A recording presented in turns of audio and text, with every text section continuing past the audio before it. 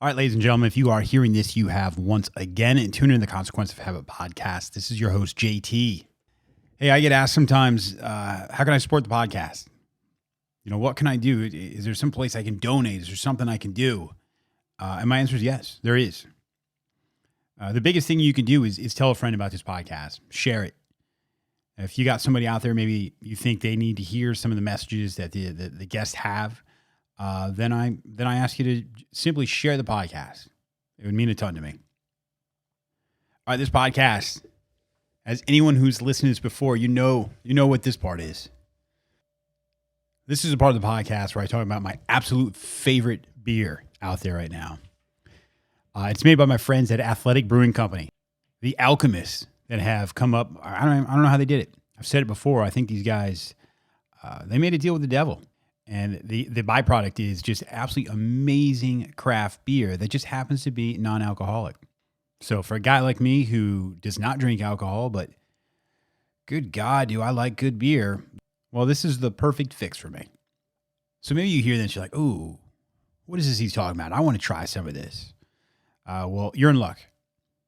If you use the Consequence of Habit exclusive promo code of capital COH20, you're going to get 20% off your first order. Look at you. Lucky you. So be kind to yourself.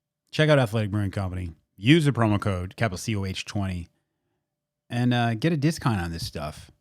All right, this week on the podcast, as all of you know, I do love me some cycling. You know, I was younger. There was a couple of professional teams. Team 7-Eleven, Team Motorola. Those were the big ones. Those were the big North American teams. These are the big dogs that were racing over in Europe in the Grand Tours. Well, this week's guest, Mr. Brian Walton, he was one of those guys. You know, this guy's story is unique. It's not like he grew up racing bikes. I mean, this guy started riding his bike because he was trying to get to McDonald's where he worked. That's how he got into cycling. And he's loved it. Starts doing a little bit more, starts working on these habits, starts getting trained by people that know what they're talking about. From that point on, man, sky was the limit. Like I said, he went on to turn pro. He's an inductee to the Canadian Cycling Hall of Fame. The man is a silver medalist in the Olympics. I'm going to be honest with you, though. The story is not it's not a fairy tale and rainbows. There was some hardship along the way. Brian was in a time of cycling when doping was just really starting to take hold. So he walks us through what that looks like. How is a cyclist even approached by somebody on their team, a team director, a coach, or somebody, and try to get them on that program? But Brian is persevered, man. That's what he's done. Brian has taken this thing that was a mode of transportation to get to his job at McDonald's and turn it into a profession that he loves. And that was during his time as a pro and continues to this day. He's now the founder of Walton Endurance. And when you hear what these guys are doing, some of the projects that they're involved in and how personal it is to him and how it touches his life, it's great. But I'll stop talking. So without further ado, please welcome to the podcast, Mr. Brian Walton.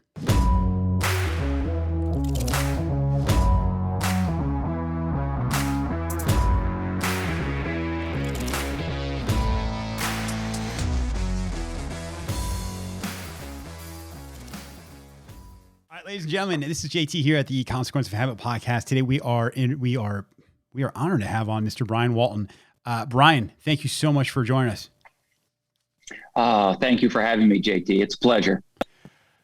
Brian, so we're going to obviously get into everything you've done in your past in the world of cycling. But first, if anyone doesn't, just to make sure everyone knows where they're going to hear that slight accent, although you're coming from Augusta, Georgia, as we speak. Tell us where you grew up, and we'll go from there. Okay, sounds good. Well, I was a military brat. I lived all across Canada. Grew up in Ottawa. It was where I was born. I lived there twice. Halifax, Nova Scotia, pretty much lived all across Canada. Wow. And went to high school in Victoria, Esquimalt High School. Father was a naval captain. And that's where it really started to settle and where cycling took shape for me. How does that connection, because is cycling big in Canada at this time? I mean, I can only compare it to the US, and I know, I mean, it had kind of this niche following, but it certainly wasn't anywhere close to where the sport is now. And I imagine just because of the season up there, what did the world of cycling look like in Canada at that time?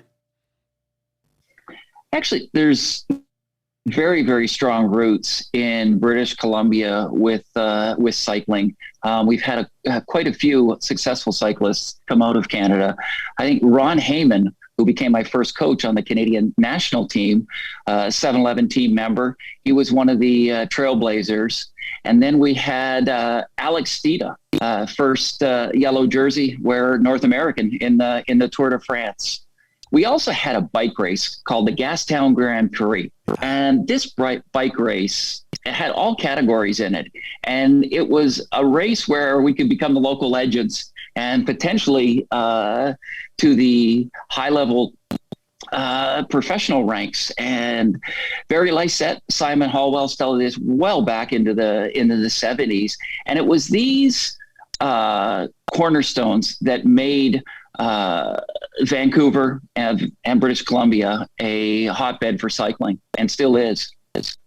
I don't even think I was aware of that. I didn't realize it was a prominent sport. I guess just maybe in my mind, I'm always just thinking about just because of the seasons, like how could it be? But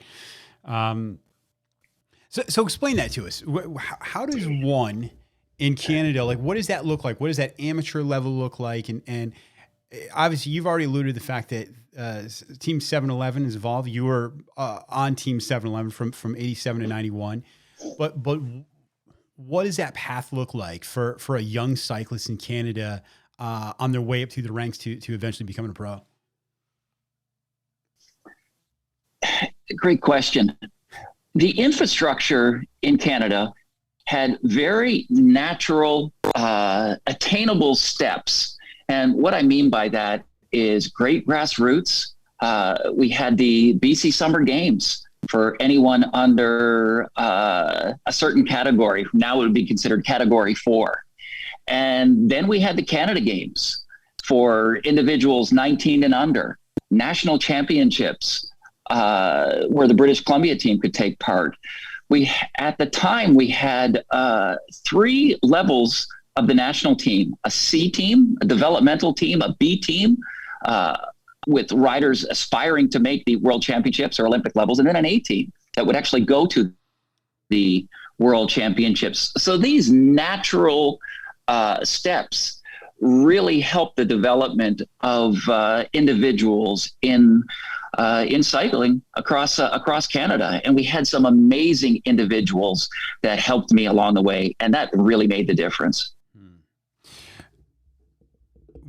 At what age did you realize, like, man, I think I've got something here? You know, I've talked to other cyclists, and it was a pretty young age where they're literally kids and they're beating adults, and maybe something sparks in their brain, like I'm really good at this.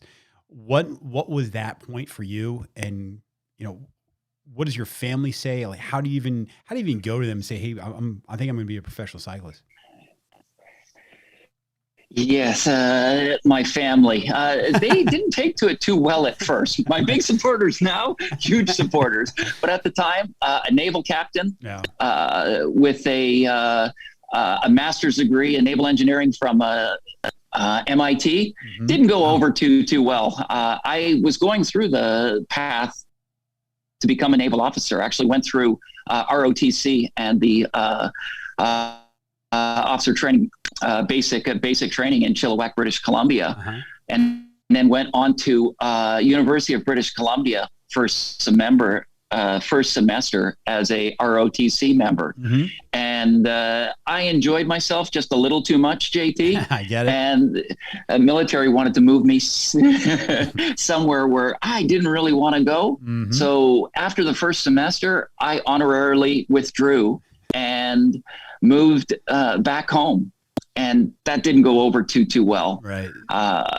I was lucky that my dad was out of the military at that point, and he was a director at Kwantlen College. And he got me into some classes, and I didn't even have my driver's license. I didn't have any money. I was living at home. Right. And I'm 19 years old. I had to ride my bike to college, and I didn't even have enough money to pay for Christmas gifts. I was working at McDonald's at 19 years old. Wow. And I decided to ride my bike to get there. And I was so embarrassed that I actually didn't even work at the McDonald's close to me. I worked at one a little further away, so my friends wouldn't spot me working there. And I was mopping floors, riding back and forth. And I was just starting to ride a bike at that point. That's when it started to take off. But I loved the bike. I was just, it was my sport. And I've heard, other individuals kind of joke about trap shooting and farming, so to speak. Yeah. And for me, it was playing the saxophone and badminton in high school. Okay. Not exactly glamour sport. It's going to get you a lot, let me tell you. Right. Girls must have been just knocking at your door. I looked 12 years old when I was 17. There were no girls knocking at the door, let me tell you. Yeah, I mean, I'm still told I look like Doogie Howser, so I completely get it. I went in the military, and they force you to shave in basic training, and I just took the razor and I turned it backwards and just wiped the shaving cream off with the plastic because there was no hair to cut whatsoever. So I get it. Wait, so you? Yes. I just tell people. Go ahead. I was going to say, I just tell people we're a little further along the evolutionary chain. That's all. Yeah, that must be it. So you're not. So you really, your introduction to cycling is riding your bike back and forth to McDonald's. Riding back and forth to McDonald's. Although the precursor to that in high school, I'll let you know, was I was part of a bike theft ring, JT. No wonder you're fast. That's how I got involved in cycling, and well, not really how I got involved, but that was part of it. And I got scared straight, and that was a blessing being caught. Let me tell you. So, well, we can't just gloss over that. What happened? What scared you straight? Explain a little more. Let me see. Well, one of the guys in this group was caught at school with bike parts in his locker. And next thing you know, we're being called into the principal's office, 3 of us in separate rooms, and their principal's talking to us. The next thing I know, there's police in there talking to us as well. And they wanted to know where things were, what was going on. They could see the look in my face and how I was shaking in that right. In that chair. And I had to, come clean with what I did. Mm-hmm. I mean, here I am in school. All friends, classmates are wondering what the heck is going on here. And next thing I know, I'm going home, suspended for a little while, and boy, did I get it when I got home. Those are tough lessons, man. I mean, I've had my fair share of them, and they stick around for a bit, huh? They're a tough pill to swallow, and that doesn't go right. Yeah, that's for sure. Okay, so now you're riding your bike back and forth to McDonald's. There's a huge gap from Brian Walton commuting to McDonald's, the one further away because you didn't want to be seen close to the house, to 3 Olympics, riding for Team 7-Eleven, Team Motorola, Team Saturn. How does that transition even begin from your ride to McDonald's to becoming a pro on some of the top teams in the world? Well, one of the families that lived almost near the McDonald's and was frequenting that on a regular basis was the name of Hendersons. Wayne, Paul, Rodney, Silva Henderson, they were the organizers of this club. And the club name was River Road Cycling Club. Okay. I joined that club.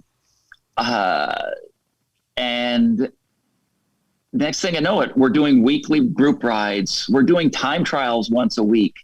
And it was this team, this camaraderie. I mean, we had fun. We'd meet at the Henderson's house. We'd watch maybe a cycling video, and then we'd ride together, and we'd beat the heck out of each other riding to the time trial. Right. And then we'd do this 10-mile time trial every Wednesday. And then we'd ride back home and do the exact same thing again, beat the heck out of each other, potentially go grab a drink afterwards, and do it again on Saturday. And so this repetition, this camaraderie, it was just this connection with these individuals just helped me, one, get strong, gain a little bit knowledge, because I really didn't know how to train. I was just hammering down to the end of this stop sign in Delta as hard as I could and hammering back about 25 minutes. And then I entered a couple of races and lived in Vancouver, and we had to go over some of the bigger races. We're back where I went to high school in Victoria. So we would take this ferry that was about 2 hours. And on these trips, the team, we'd just kind of talk. And I remember in that first year, the guys were talking about how much they were training, 300, 400, 500 kilometers a week. And I'm just sitting there kind of quiet going, I'm doing 112 kilometers a week here, and I'm finishing top 10 in some races. On the way back from one of those trips, I wrote a 6-week training plan. And on the 5th week, and every day I had detailed training based upon what I had heard from the guys. And I wrote a 6-week training plan. Right. In the 5th week, I won my first race of my life. And man, I was hooked. That's awesome. That's awesome. How does that training, if you were to compare that training plan to like the knowledge you have now, how would you compare it? Like, what would you say this? I mean, is it night and day as far as, hey, like that, it could have been so much more effective? Well, apparently not, because I did pretty well, JT. Obviously, it was I working. won my first race. Obviously, it's working, right? But yes, it was working. Training has evolved significantly over the years. I've always been a student of the game. I've looked at other sports to see how they may apply to cycling and potentially try to apply them to the sport. And it's been successful, but it has been a significant change. But the basics are still the same. It's volume, it's intensity, it's recovery, and rinse and repeat and do it again. Yeah. So how long are you racing on this amateur level and you start to win races before people are really starting to notice you and your aspirations within the world of cycling begin to change? Yes. So the first year, I only moved from a category 5 to a category 4 racer. So it wasn't like a huge jump in my first year. Mm-hmm. And then that winter, I met my first coach, and it was Mirek Mazur. And he was a hard-ass Eastern Bloc Polish coach, and we clicked. He didn't really like me at first. I didn't really like him. I asked a lot of questions. He didn't have a lot of answers. But we had a connection, and I came back to his training after the first day and second day, third day, and so on. And I saw myself getting stronger and stronger. And he was very unconventional. It was the old school Eastern training, high volume. And I was blessed that I had an amazing recovery. So anything that he threw at me, I could pretty much do. Mm-hmm. And that made me stronger at first. I mean, ridiculous hill reps up Simon Fraser University on fixed gear, up and down for honestly 2 or 3 hours. And it was like 10 times 2 mile hill reps up and down, like crazy stuff. And people looked at us and they just said, "You're nuts. You're going to peak too early and you're going to burn out." And I heard this time and time again. I just tell them, "Hey, it's better to peak once than not at all." And from there, my first bike shop team, Loomis, was Bikes on Broadway. And again, the infrastructure was impressive in British Columbia. And from that second year, category 3, to being on the developmental team by the end of 96, I was seeing this progression and being part of the provincial team as a step to nationals. And we were winning national championships. So it took about 2 or 3 years, but it really wasn't an overnight success. Mm-hmm. It was a lot of volume, and it was a lot of trial and error. But having Merrick there for the really until I turned professional was key to my success. Brian, what's your mindset during this? Is it I think I can be a pro at this? Is it let's just see where this goes? I'm just going to kind of go along for this ride, and then we'll, if it doesn't go my way, I'll just punch out. Like, are you all in at this point? I mean, what is your thought process? Oh, I was naive. So my thought process was, I'm really just kind of enjoying the moment. That's awesome. And I'm winning a race. And so I guess when I was a young coach, I'll fast forward a little bit. I used to say I like my athletes dumb, just kind of shut up and do it. Yeah. And that was kind of me. And I just loved riding my bike. I mean, and that was my secret weapon. I mean, you hear it was passion, the passion I had for the sport. And I really didn't know where it was going to lead. And 4 years later, all of a sudden I'm at my first Olympics, and I'm looking around here and going, how did I get here? That's crazy. Because you hear some people where it's like, I knew this was it. I think if I'd had the talent or in anything, I think I'm probably the same mindset. I was never one to be like a big goal setter. It was just kind of like, this is fun. I really enjoy this. And then maybe you just find your someplace. It's brought you someplace in life. You're talking about the passion of cycling, but within the world of not just cycling, but in any endurance sport, there's a level of suffering. And you said you've naturally had the ability to recover from these things. Did you think you had this ability to suffer more than others? Did you think about it? Or is it just that was part of the passion, was the ability to suffer and go through these hard things and then be able to come back the next day like, hey, give me more? I realized it when we were at a Canadian developmental camp, and we were doing physiological testing, and they were testing the whole team, and we're all in there, and they test our max VO2, our maximum volume of oxygen, kind of like finding out, hey, is this guy a Corvette or is he a Chevette, so to speak? Right.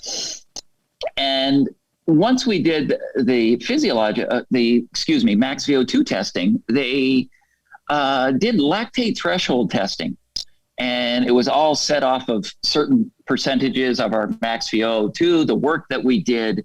And I was the first person to go, and I kind of broke the system. And they said, this is impossible. Didn't do, something's wrong with the system. Okay, we're gonna stop you at this with the test. at this point. I'm like, okay, cool. It hurt. It was real uncomfortable, but so be it. And then everyone else went, and they only went where they were allotted to, supposed to be going to. So then after Kenny came back, and the coaches are like, oh, what do we got here? And that was, I guess, a special moment for me, where I thought, okay, maybe there is something to this. A little bit of I don't want to say genetic freak, but maybe a member of the Lucky Sperm Club. Right. There is really something about that, right? Of just being told or really understanding that you've got something. This might be a little off topic, but I was just watching this video, and it was about a guy who takes an SAT exam because his mom asked him to do it. He didn't think he did very well. He didn't go to school. He skipped out a bunch, and then the results comes back, and he's got like a 1,500, and it's about as high as you can get. And he goes, "Wow, shit, man, I must be a smart guy." So he starts going to class, and he starts thinking of himself as a smart guy.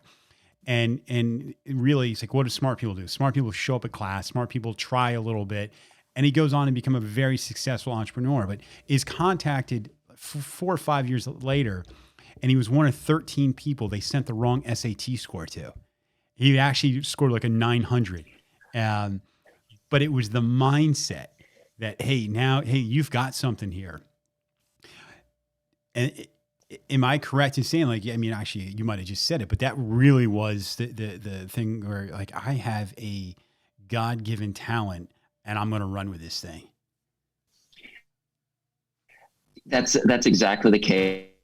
I had this physiological talent, and I also had this psychological talent. I believe I was a very positive person.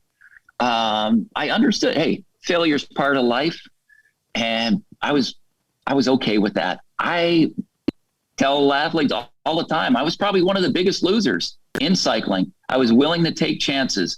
Cycling is a very, very difficult sport. And if you don't fail, you're not close to your potential at all. We have 365 days in the year. If you win 5 races in a season, you've had a great, great year. Of those 5 races, JT, maybe one, you don't feel the pedals. Maybe. That means 364 days of the year, you're suffering. And that means every interval, every pedal stroke. So being able to compartmentalize that is, it's tough, and you can't look too far ahead. And it's been one of my greatest strengths. And as an individual in business, it's been one of my biggest weaknesses as well, because I'm hardwired that way. Like you are, like many of the people on your show. So it is very difficult to change that. Very great. It's fantastic when you're a cyclist and a high performing cyclist at the competitive level, or in the military, you name it. But afterwards, when you're done that, and work is it's a grind. It's day in and day out, and there's not a start and finish line. Yeah. Makes it very, very difficult. How is that? Well, first let's start off with that psychological talent. That's a talent you're born with? Is it it's just the way you're wired, or is that something you actually worked on?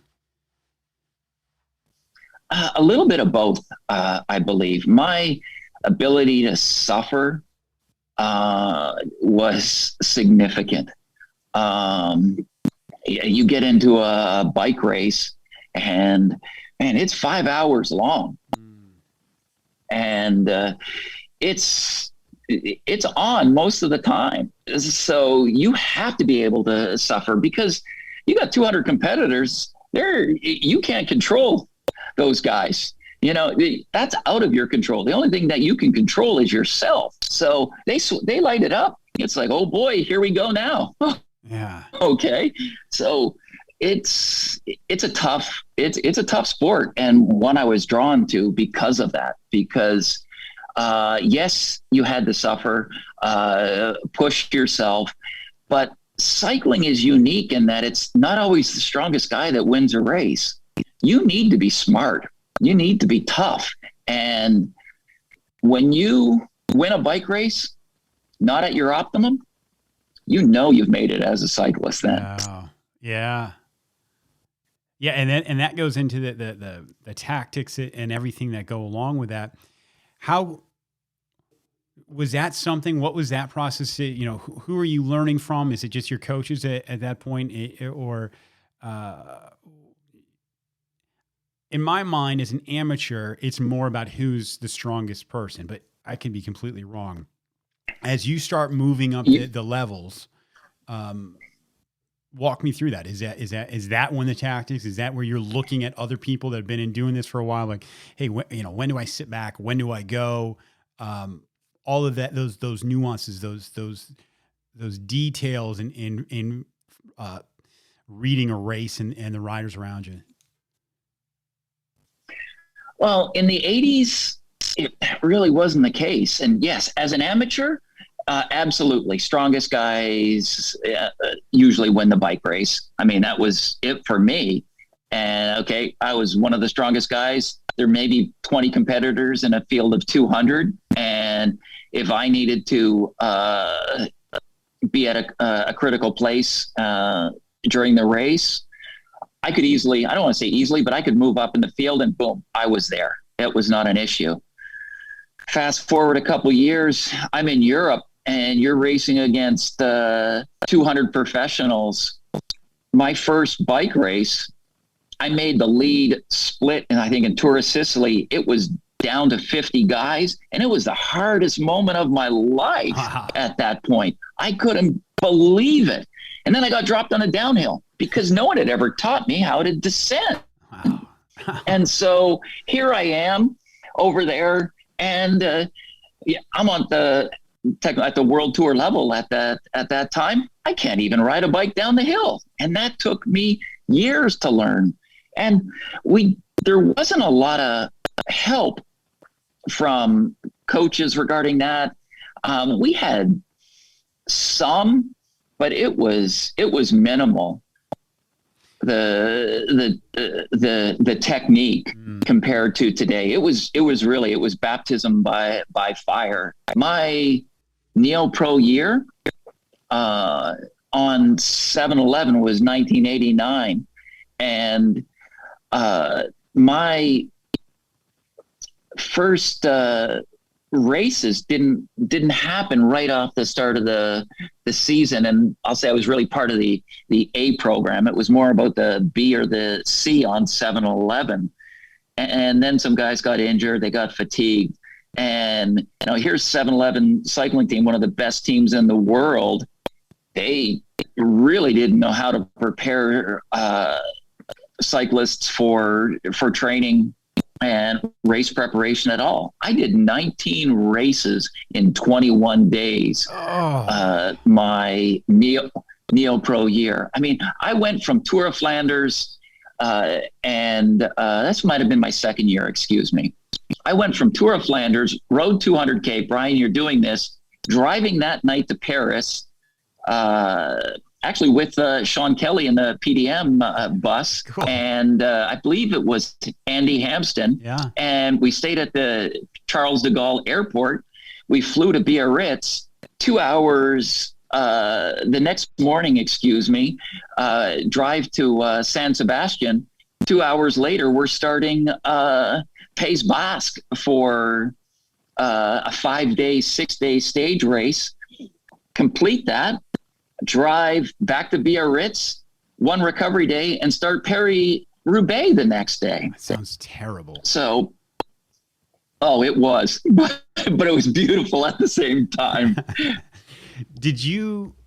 How much of the European cycling world, it's not like you're getting online and seeing what these guys are posting, and what is your knowledge of that? I mean, what does it look like? You even just going over to Europe and starting to race? I mean, that must have been just such like a like you're on another planet.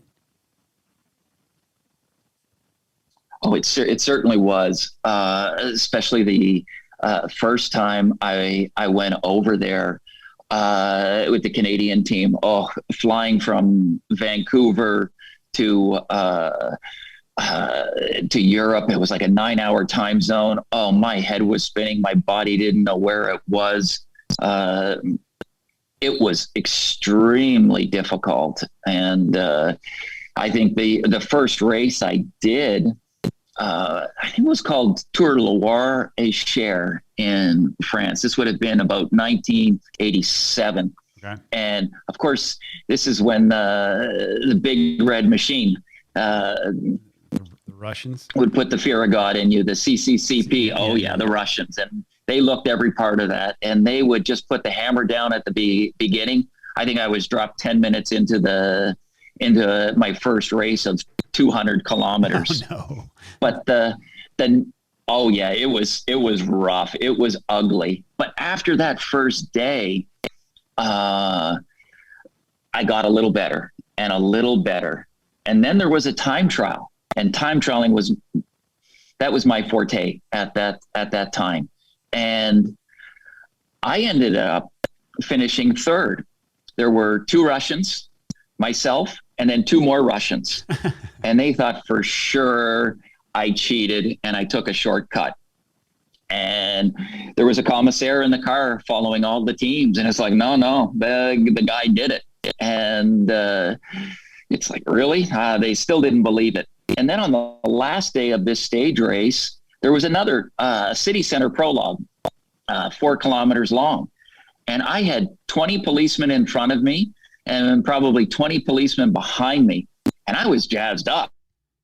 I'm like, wow, okay, I'm one of the favorites here. It just pumped me up. Yeah. And I was flying, taking chances. I was the race leader until the last guy. Wow. And I was beaten into second place. But I found out afterwards, the only reason the cops were there was to make sure I didn't take a shortcut. But it motivated me at the time. That's funny. Man, that must have been just such a huge boost, though, to your confidence to realize you're hanging, especially like you said, the CCC guys were that was the team, right? Those were the ones that it was almost like living through Rocky IV. Like those guys were the stone cold killers of cycling. So that had to be a huge boost for your confidence. It certainly was. That was a huge boost. Now, at this time, Team 711 was huge. You had the opportunity to ride, as far as the North Americans' perspective, with some of the biggest names out there. The biggest names out there. And it's a pivotal time within the sport. What was your experience, going through the drama? You and I spoke probably a couple of weeks ago now about the world of cycling and just some of the drama that's gone along with it. That had to be a really interesting time to be within the sport and seeing all these things kind of play out in front of you.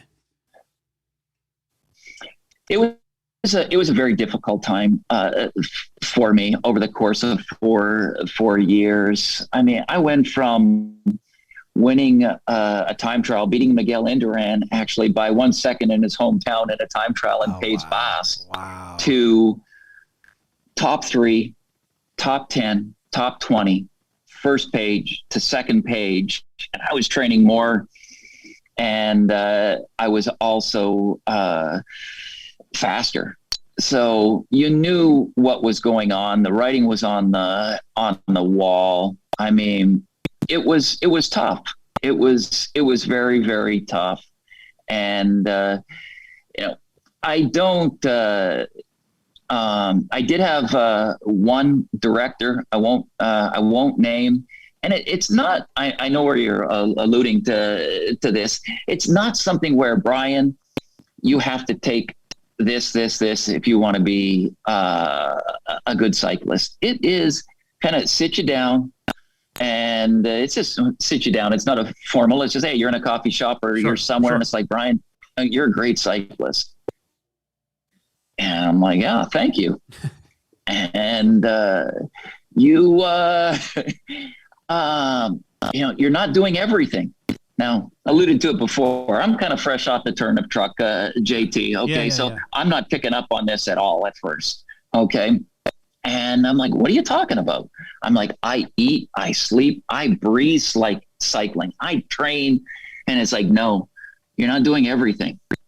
And finally the light bulb, went off, and it's like, gosh, okay, well, it's tough.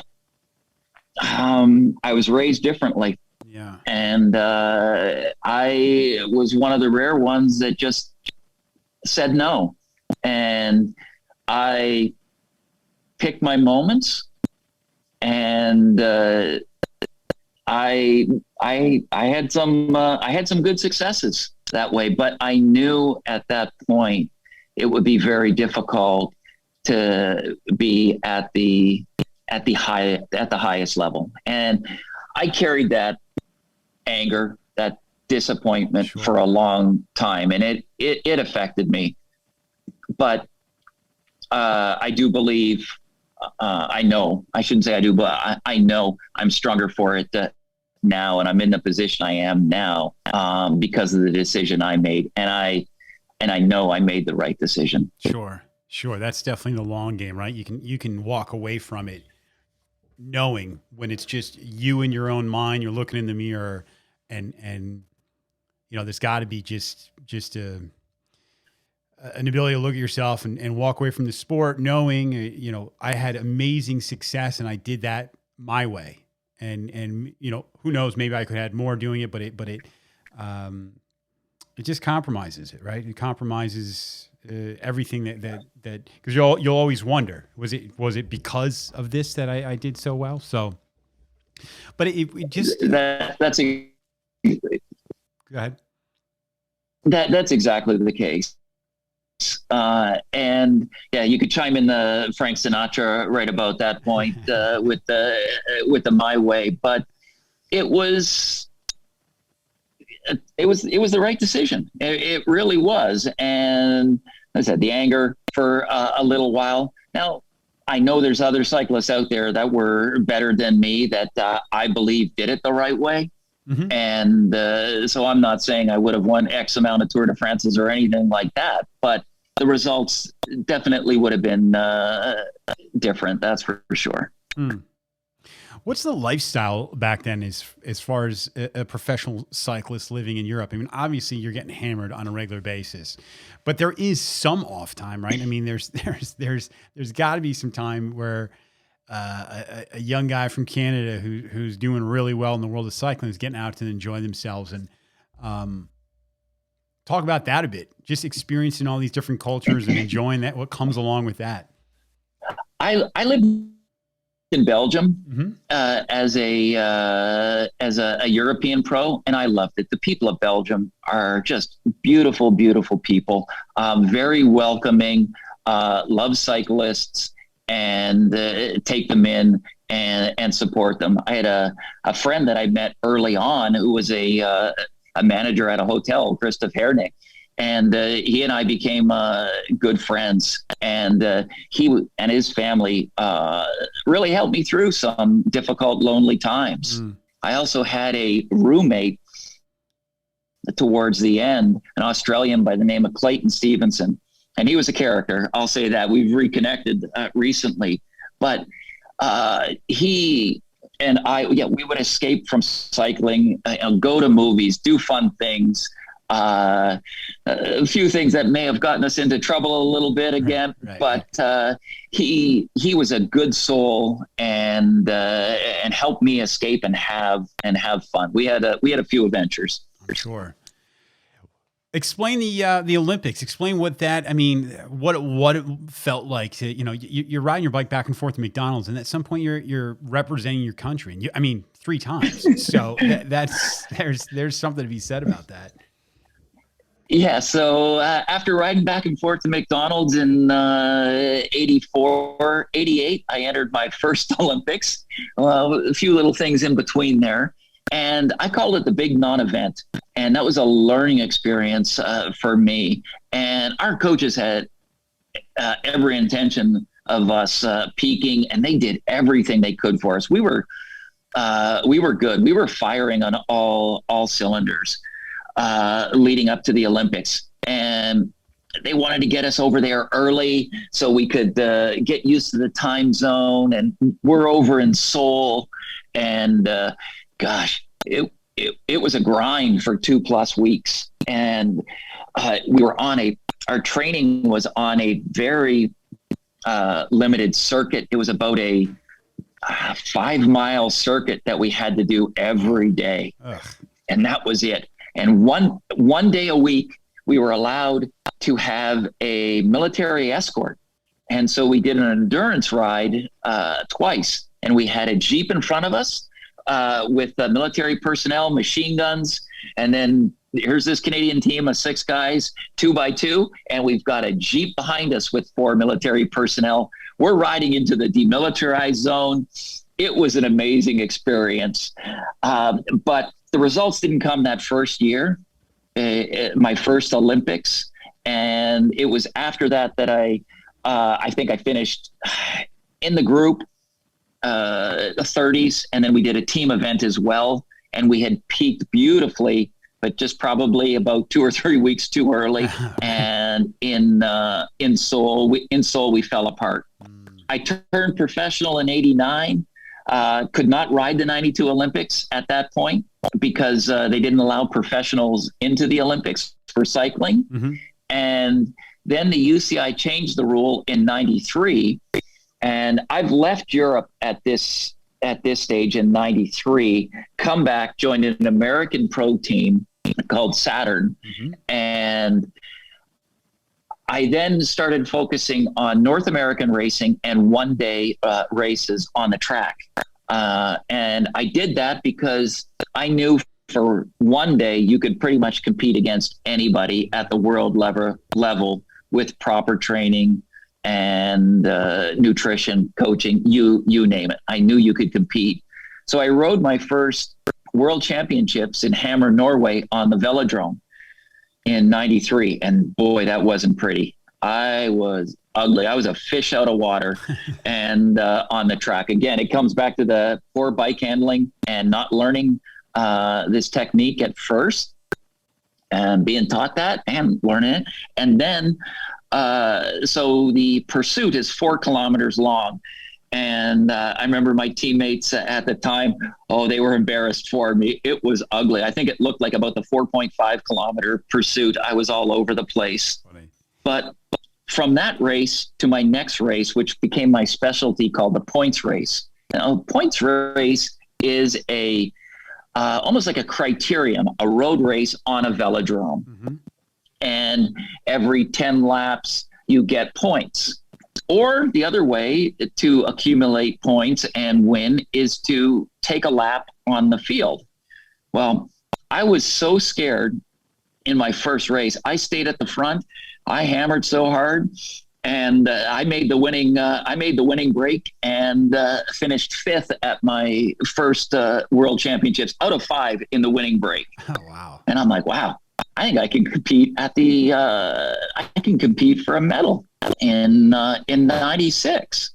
So I made it a priority to balance road racing, so I had the strength, and track racing, so I had the speed. And we were blessed to be on a Canadian team that didn't have a lot of selection, so I could pretty much pick my races. My professional team, Saturn, worked with Canada to help me prepare. And so we selected races that I could ride with Canada and with Saturn. And so I was lucky to have this great team in place. Fast forward to the '96 Olympics, and I knew exactly what I needed to do. And that was prepare myself, go late. I was back with Merrick at this point after not being coached by him for years. And I was flying, absolutely flying in the spring of '96. And then I was racing in Europe with Saturn as our final big high volume prep, and my knee started bothering me. And it's like, man, okay, you got to just toughen up a little bit. And it's like, the pain wouldn't go away. And it was just strange. I ended up quitting, I believe it was the Peace race in Europe. Went home, got it checked out, anti-inflammatories. My doctor was a Canadian team doctor. And I waited another week or so, and it still hurt. Went back, saw him again. Well, Canadian medicine, we won't get into the whole socialized medicine. It's too long, but I couldn't even be seen by my doctor, who was the Canadian team doctor with the Olympics at this point, less than 3 months away. Wow. And I was down. I was really, really down. And I remember a couple of weeks went by, and family dinner, and my mom says, "You got to get out of here, and you got to go back and see the Saturn doctor, and you need help now." I called up Dr. Tom Breen, and got on a plane the next day. Got up the plane. He had everything set up. I had knee surgery. After he took me through some tests, he knew right away what was going on. And it was just a little bit of scar tissue. Goes in there, cleans it out. And this is 7 weeks before the Olympics. I'm staying at his house, using his CompuTrainer. I mean, after the surgery, my knee is swollen up, going, this is impossible. And I go downstairs, and I'm going 5 minutes at 3 miles an hour. I could barely get my knee over, and I'm bawling my eyes out like, this is it. This is over. And it's like, wow, it was tough. Next day, he was so encouraging. His wife, Susan, and the kids, they were just so helpful. And next day I did 2 times 5 minutes, and then it was 2 by 10 minutes. And Tom told me, he's like, you're not going to hurt it. You just endure whatever you can do. Go ahead and push yourself. And I had Tom and I had Merrick, and next thing you know, I'm doing a Canada Cup race, and my female teammate is a Canadian legend, Clara Hughes. I'm rooming with her, and she's doing the men's race to get ready. I'm rocked. I do this Canada Cup race. I couldn't even get out of bed afterwards to go for lunch, and she's loving every minute of this. She's there. She's like my little sister, and she's like, "Yeah, I'll go get you lunch. You just stay right there." Yeah. And I'm like, "Oh gosh, this is just rubbing it in a beautiful way." Next thing I know, at Canadian trials, there's some controversy. I finish 9th. I get my spot in the Olympics, and it's taken away by Canada in the road race and the points race. And it was a lot of political mumbo jumbo. And in the end, they say, "We'll give you your points race spot." I'm like, okay, cool. So I was able to focus on that with Merrick, and they, it would have been probably almost a month later. I'm second place. I'm on the second step of the podium at the Olympics, going, what the heck just happened? Holy crap, man. I mean, we're talking about a roller coaster of emotions to train for something, feel like it's gone. Then you get to go, and now you're a silver medalist. That's unbelievable. It's still unbelievable sometimes. And amazing thing is, if I wasn't a Canadian, I wouldn't be a Olympic medalist. That's for sure. With the whole process and the support system that I had in place. So that's Team Saturn. Now you're on. So what year is that? That's 96. Okay. So that's 96. Yes. So 91 and 93, you're riding for Motorola. Is that the entire time Is that when you made that transition after your time with Motorola to come back and focus on the races in North America? That's exactly the case. It was the winter of '92, the spring of '93, until I retired in 2000, that I focused on North American racing. And we went over to Europe with our American team, but it was more to prepare for the big US races, which at the time was US Pro Championships in Philadelphia was the granddaddy. Yeah, we're going to get into that too. So, but was that move because of what we spoke about earlier, where you just like, hey, when I can do a one day against anybody, no matter what the circumstances are, but it's really these grand tours or these longer races that whatever they're doing during training is just making that difference where they're recovering where other people aren't.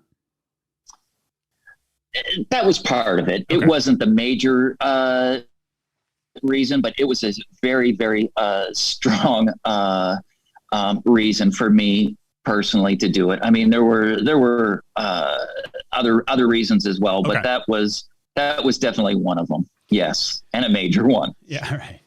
So 96, you're on the podium, man. I mean, now you're the son of a Canadian naval officer. I mean, that must have been a pretty special moment, huh? Oh, that was an incredible moment. If I could compare it to, my perspective, it changed. Man, I'd look at grass and I'd start crying. It was ridiculous. It was just the emotions, the flood of emotions I had. It was, I had cycling taking away from me, and that was the secret weapon. I was almost going through the motions, JT, for quite a long time. And then I have this injury, which just became the most beautiful opportunity for me. And there was another Canadian athlete, a rower by the name of Silke Lawman, and she broke her leg just before the Olympics. And I'm thinking, man, okay, you quit crying. You just had a little bit of plica removed from your knee. Here's this woman that's broken her leg. Just toughen up and get out there and just start doing it. Yeah, I guess right. It's all perspective, and that probably goes right back to that mental side where some people that could be what breaks them, right? And then others find a way to navigate that. And I talk about on the podcast also. Sometimes the obstacle is the way. You've got that thing that stands in your way, but for you, it sounds like that's what that potentially losing it is what catapulted you. If it reignited your love of it. It certainly did. That passion and persistence. Those are beautiful words. Yeah. So then what? Because now you're in the 2000 Olympics also, and it sounds like from what you said, it was after that you retired. What's that look like? Well, let's get into some of the big races in North America. Let's get into what happened in Philadelphia, because that was a big deal at the time, right? I mean, that was the first. Was that the first one? The first $1 million race? It was, yes. It was the first $1 million race, and Philadelphia, the US Pro Champs. It was a showcase. I mean, if you had a heart, you had a soul as a cyclist. It's like, man, that was the one. I lived in Vancouver, and I considered it my local race. Really? And it's kind of funny. Is it? Oh, have you had the big Europeans coming over? I mean, there were 400,000 spectators in it in the heyday. They had all these other events going on. When you raced up the wall, I mean, people were going nuts. It was deafening. It was just so inspiring, Philadelphia, to race the U.S. Championships there. So, oh yeah, it was a big plus, and that was our Super Bowl for the North Americans. What years did you race that? Oh, I raced that from 89 through 2000. The only year I didn't race it was the year I had knee surgery in 96, the Olympics. So 11 of my 12 years professional. Wow. Now, at 2000, Well, I want to get back to who are in some of the big names within the world of cycling. Who are some of your closest allies? Who are the people that you really look to? Because in all of those teams, Motorola and 7-Eleven, these are for North Americans. These are the teams, right? This was a very big deal. Are these guys you keep in touch with now? I mean, who are some of the guys you still consider friends? I still consider friends. Steve Bauer, I don't talk to him a lot, but he was a great teammate, a great individual, greatest cyclist Canada has ever produced, in my opinion, and just an all-around great guy. The other individual is Norman Elvis, and Norman won the US Pro Champs in 1995. And that was probably one of my greatest days on a bicycle. I only finished fourth in the race, but I had one of those special days where you just couldn't feel the pedals. I was in every move, and I could proudly say I got to stick it to Lance on a few occasions that day and get under his skin. I got to hear a little tidbit of this. Walk us through that. Well, Lance was young. He was brash. He was the best, and he was a big bully as well in the field. And huge personality. He was so confident. You know what? He could back it up most of the time as well. I managed to make the first move, and my boss at the time, Tom Schuler, is telling me, "You're not working in this break. We got all these fast guys. I don't see the potential for you to win, and got other Americans. You know, we don't win the Stars and Stripes jersey in this race. Brian, you sit on and don't do a stitch of work." And I'm like, "Copy that, Tom, will do." Well, I was getting quite a bit of heat from the guys in the group not to work, and one of the biggest guys was Lance, and he was talking quite a bit of trash to me, and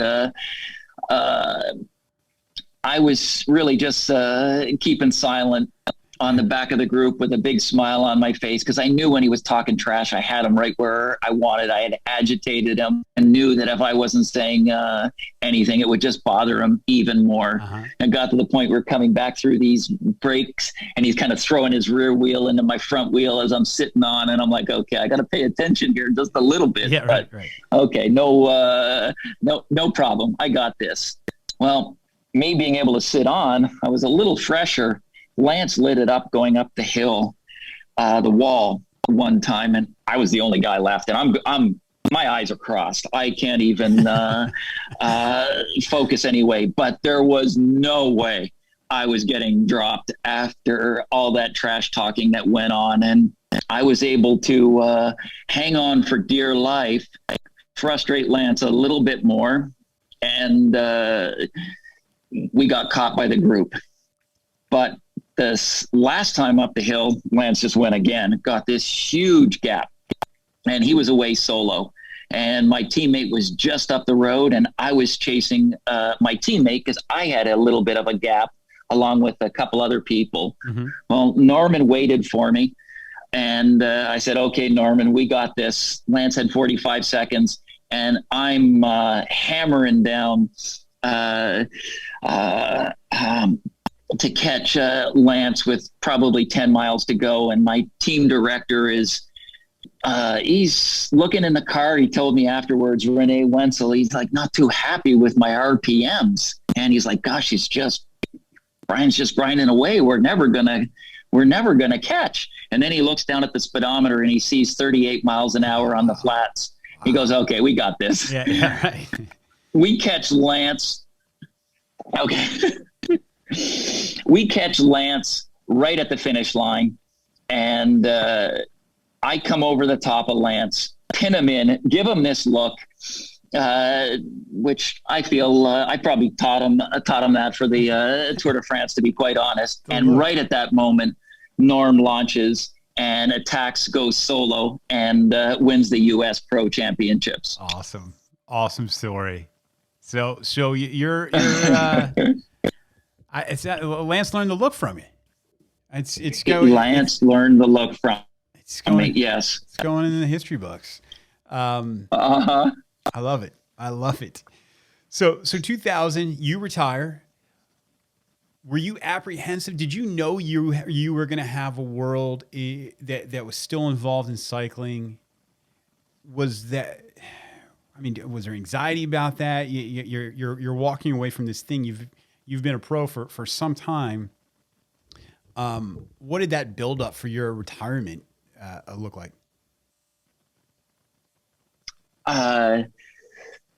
It was an easy transition for me. I had met a wonderful, beautiful lady, my wife, Dana, in '94, actually racing at the track in Trexlertown, Pennsylvania. And what I can say, the little romance piece, she came knocking on the door, actually during Philly week, and she wanted to buy bike tires.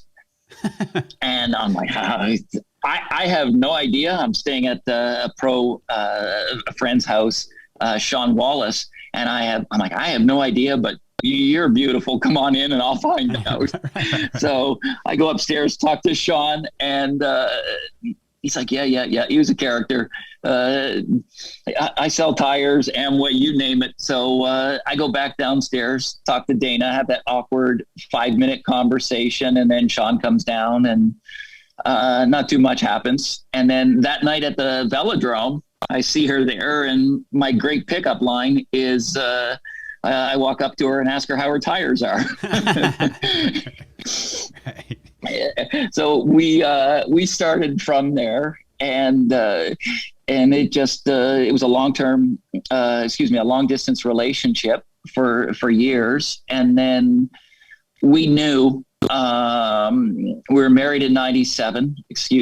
And then when I retired, we wanted to start a family and settle down. And we settled down where she lived in Maryland. And I was really, JT, going to be the Canadian cycling coach after the Sydney Olympics. And I got this call from a friend of mine to go meet with the owner of a spring water company. And Dana was part of this spring water company, sponsored an amateur cycling team. And John Lapidus, Snow Valley Spring Water Company, asked me to have lunch. And I'm like, okay.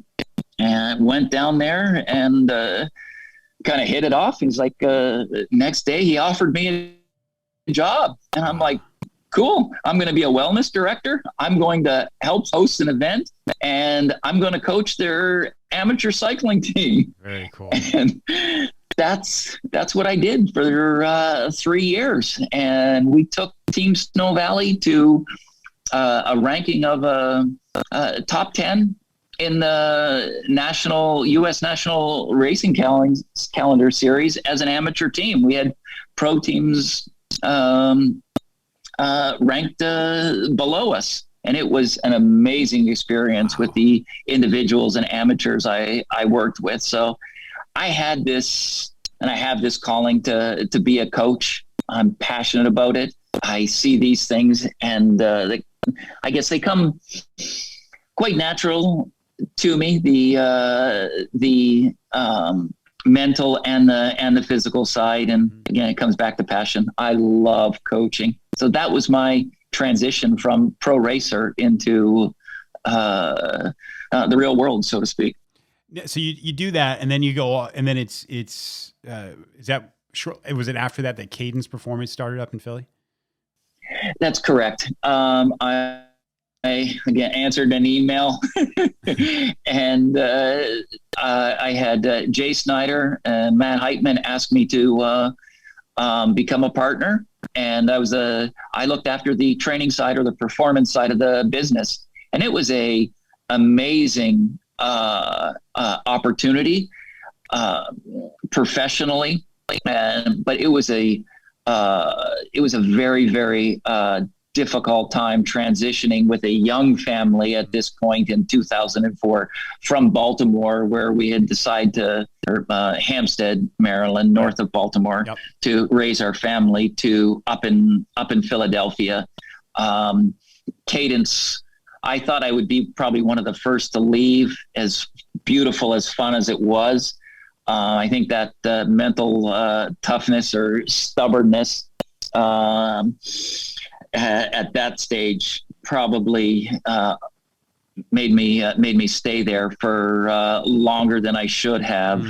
But in the end, it turned out for the best. So I was there from 2004 until I went out on my own in 2012. But it wasn't a negative experience, because I learned so much. I didn't have a college degree. In my first few years as pro, I was doing correspondence, and here I am doing the world tour races. So I had an associate degree, but I didn't have my formal 4-year business degree. So I looked at Cadence. I should say I now look at Cadence as really being my bachelor's, master's, and PhD in business as well as coaching. Yeah, but those lessons when they're in real life and real time are again, it's almost like getting caught stealing bike parts. So those lessons hurt a little bit more than just getting a bad grade on a test. So. So is that how Walton Endurance? Is that what Walton Endurance came from? From that, and you've taken those lessons and moved it into the current project. That's exactly the case. I sat down with Jay Snyder. I knew I didn't want to continue with Cadence, and I wanted to go out on my own. He and I worked it out to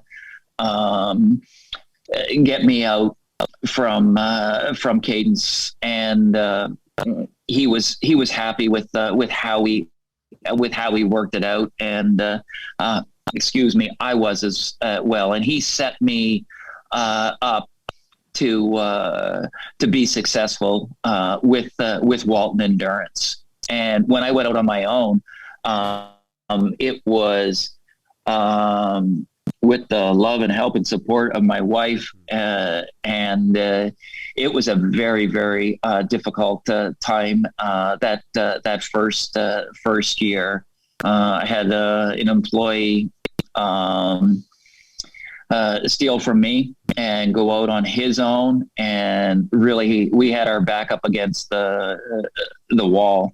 But Bristol Myers Squibb and Josh Sherwood came calling, and they came calling based upon an athlete that I was coaching and a relationship that the athlete, Bobby Lee, who was an Olympian, was sponsored by a local bike shop, Pure Energy in New Jersey. And AK Arunkan was the owner of this bike shop. And all the passionate cyclists at BMS frequent in this bike shop. And they said, we want to do a race across America. And they're like, do you know any coach locally? And the AK said, we've got the guy for you. Set up a phone call. And that night, we just hit it off on this phone call. And I'd get emotional if you knew some of the strong whys, what was going on. Dana had cancer. Oh, wow. Melanoma. And the nonprofit was Melanoma Exposed. And damn if we didn't have the race of our lifetime. Wow. And it was just absolutely incredible. You talk about the stars and moon aligning. Wow. It was incredible. And I mean, Josh's story was so powerful. The team was so powerful. And the executive sponsor, Murdo Gordon, he saw how this could be scaled for the masses. He was an avid cyclist, Canadian, and brilliant guy. And he's like, this is something special. He liked my communication. He liked my coaching skill, loved it. And I would copy him on a lot of our communication. And we just all hit it off. And we ended up far exceeding our expectations. Next thing know it, we're doing a event across the country called Coast to Coast. Wow. As a fundraiser for cancer patients. And we had 55 sales reps from the oncology division of Bristol Myers Squibb riding across America. Awesome. And each day, I should say every 3 days, it was almost like a relay event. It's the best. It is a relay event. We'd have about 10 to 15 riding for 3 days, 75 miles a day. And we trained them for 5 months, provided everything. And that was lightning in a bottle. Wow. And we just saw that, what we could do, the impact it had on the individuals, the impact it had on BMS and building teams. And it was life changing. And I've gone from being this narrow-minded, competitive cyclist all about myself to these amazing individuals, just ordinary individuals, just pushing themselves inside out. Hearing their stories just was so inspiring. And we got out to Oceanside, California, and I wasn't even there. I had to get my friends to take part in this as coaches. I mean, man, we were a ragtag bunch of individuals, but man, we put it together. It was incredible. It was so inspiring. And then I had to go the whole way back and do Race Across America once we got there. Oh, wow. Well, we ended up setting a world record that still stands to this day for Race Across America with the individuals coached from Bristol Myers Squibb. Man, I mean, if that doesn't look good on a resume for what you're trying to do, man, nothing does, right? That's what an amazing story. God. So you're taking this now, and I think it's really a really important thing you're saying is of being this narrow-minded. I'm a competitive cyclist. I want to win. Me.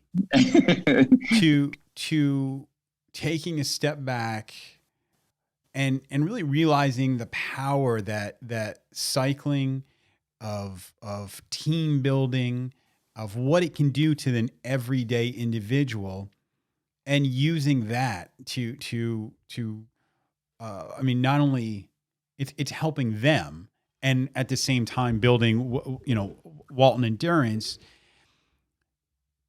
It has to be so much more satisfying for you as an individual as well. Oh, it certainly is.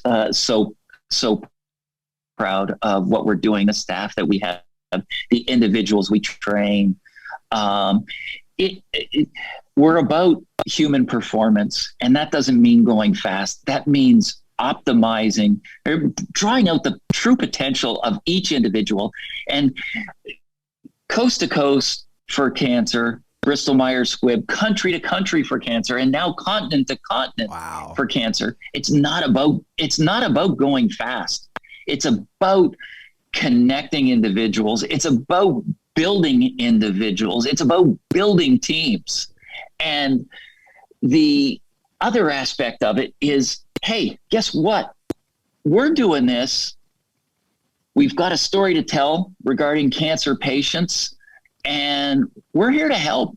And they put their money where their mouth is, and they put their heart, sweat, and tears where their mouth is. And you can talk about cycling and being a cynic. We've already spoken about that. You can talk about the pharma world and, how expensive drugs are. But these people are they're making a difference. And the beautiful thing is how we've connected. And it's not about Walton Endurance. Okay, it benefits us or it benefits that's secondary. It's connecting the individuals. It's building these individuals, and patient advocacy for these people. We can help a few people here along the way, all through the power of the bike. The bike is the tool, and it is lightning in a bottle. I'll tell you that, JT. Brian, you took what was your mode transportation to get to and from McDonald's to becoming a professional athlete, and then I would argue to something more important than that. I mean, that when you started off, you said, I realized I love riding a bicycle. And that same love is what brought you to be a professional athlete. And it's the same love that's allowing you to change people's lives and bring awareness to such an important cause, man. Good on you. What an awesome, awesome story, man. That is, it's amazing. Dude, I've been getting choked up talking about it. JT, thank you. Yeah. I can't take credit. I can take some credit, but Dana and the team that we have, they've dragged me along. Okay. They really have along the way. So I am blessed that the team and the individuals that we have, Stephen Arms, Martin Hasecki, I mean, our whole German team is, our European team, and now our Japanese team that we have in place. These individuals are absolutely incredible. We have this very strong military component. It's Colonel Steve Arms, retired. Quite a few Marines that are involved in our program. We even throw a few Army people in there as well. Charity. And then we have professional cyclists. Yeah. Oh, I'm going to get it for that later. That's for sure. I'm in a whole lot of trouble. And we have professional cyclists, and we have business executives that are just passionate about the bike. And the amazing thing is they see the passion in me. They see well past my flaws, and really accept me for who I am. And that's probably been one of the greatest gifts, because, as a cyclist, as a coach, you're hardwired to look for individuals' flaws. And that came out for years and years. And it's hard it's extremely difficult to rewire yourself. But through these individuals, through these events, it's really helped to change me and see things a whole lot differently. Isn't it crazy that it through helping other people in a selfish way, it helps you? And I think that the less you're thinking about yourself, the better you actually become. It's such a weird paradox to me. I mean, I've talked about it on the podcast before. It's like, I heard somebody say, if you're in a really bad place, even the act of petting a dog, because the attention is not on you anymore, it's on something else, and you're giving it some form of love. And however the crazy universe works, that makes you feel better. So it's weird. So having this bigger cause and feeling it's bigger than you, and you're doing everything you can to help this along is in a selfish way one of the best things you can do in a form of self-love is helping others. So I don't know. I'm just that's not a question. It's just the process I've experienced. It's so true, JT. And I mean, if I won the lottery, I would continue to do what I'm doing right now. So that's when I know it's my calling. Yeah. I coach the hot tubes development team, and I've gone from coaching individuals on the team. One individual, Magnus Sheffield, who set a world junior record last year. Wow. On the velodrome during COVID, when he couldn't go to world championships, and that was taken away from him. And in my heart, I believe that kid would have won the time trial and the road race at the world junior championships last year. And I made the transition talking to the owner of the team, Toby Stanton. It's like, I'm not coaching individuals. I'm the coach of the team now. And my son is on that team. And the way you communicate now is so different from coaching an individual to coaching the entire team. And again, it's that gift of giving back, but I receive so much more from these young kids. And these young kids, they're no different than these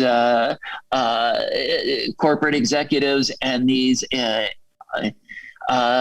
employees at Bristol Myers Squibb. It just comes back to human performance and the development of the individual. Now, those young pups, they're going on to the World Championships and they're cranking out crazy watts, and they can do things that are I can only vaguely remember about from my past life. But that complement of junior development and the development of the Bristol Myers Squibb riders is special. It really is. It's an important thing that you've got these race horses, right? These guys are just studs. They're putting out insane numbers. They're going to go on and do amazing things, but that process of growth, that's open to anybody. You don't have to be the next world champion. You don't have to be some, like you said, a lucky sperm that's got this ability to do something at a level that others won't. The process of changing yourself, or the benefits you can get through this, is open to everybody. So why not include everybody into it? And that's exactly the case. And it's not about the results. The results are secondary. It's about the individual, and it's about building character in these individuals. So most of them won't go on to be professional cyclists, but I'll tell you one thing: every one of them will be a leader in the community one way or the other. And that's the gift that Hot Tubes and Toby Stanton has given me, is looking past the results into the development of these guys into men. Yeah, right. That's it. Into just better human beings. Because otherwise, you're just chewing people up and spitting them out, and then what, right? So, if you can be part of that cycling process, but more importantly, building them as humans, and that's the goal. Brian, if somebody wants to learn more about what you're doing, about Walton Endurance, how do they check you out? Is it just the website? Just explain how they can reach you. That's very nice of you. Not one of my greatest strengths, JT, is my social media prowess. Probably has to do with my age a little bit, maybe a little stubbornness in there as well. I would say WaltonEndurance.com would be the best way to check me out, or send me an email at Brian, Brian, at WaltonEndurance.com. I can't even remember our Facebook, Instagram posts. I'll make sure sign-ins. I'll make sure they're included. They'll be on the show notes too. So if anyone wants to check those out, just check the show notes, and I'll make sure all the links are on there. Awesome, thank you, Brian. It's this was fun. I enjoyed this conversation very much. Unless you have something else you want to add, unless we want to get how you may or may not have illegally entered the United States at one point, I'm good on my end. Yeah, I think we'll leave that one for another time, JT. Okay. To be honest, okay. I want to say thank you for allowing me this opportunity to kind of tell my story, and you've drawn it out of me. And I appreciate that. I listened to your podcast, and I went back to the beginning. Yeah. And man, that was raw. That was real, dude. Yeah. That was real. And you spoke from the heart, and that's powerful. And like these juniors that I'm coaching, JT. Mm-hmm. man, I see opportunity. I see potential in you from that's where you started to how you draw stories out of individuals.